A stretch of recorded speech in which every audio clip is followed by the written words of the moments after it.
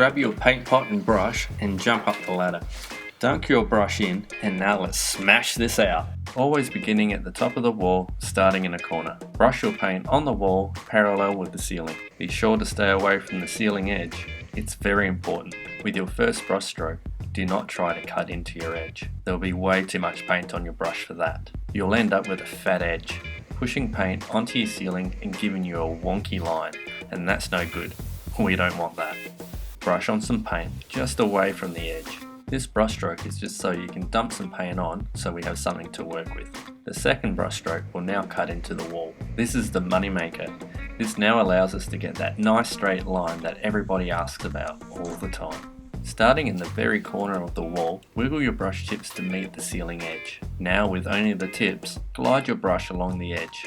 As you move your brush along, it picks up the paint you laid down with the first brush stroke. This evenly spreads the paint to the edge. Just move slowly at first. If you find that your brush is picking up too much paint and forming a fat edge, move your brush away from the edge and slap away the paint onto the wall and start again from where you left off. Keep painting along the edge with your brush tips until you run out of paint.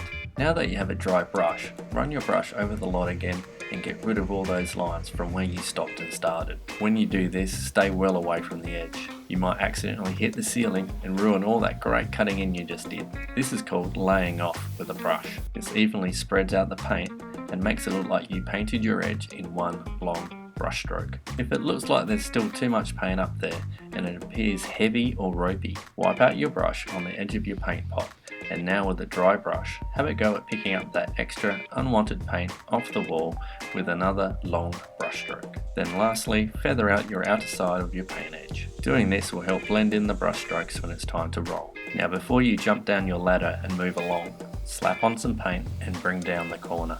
Just far enough so you can continue cutting in when you have finished cutting in around the ceiling with the ladder. Repeat all the steps again until you make it around the room, cutting in the tops of windows, doorways, and what else you might come across as you go around. Now that you're done with the ladder, continue to cut in the corners and door frames from where you left off, down to the skirtings. Cut in the sides of windows, around light switches, and anything else around the room that is mid-level.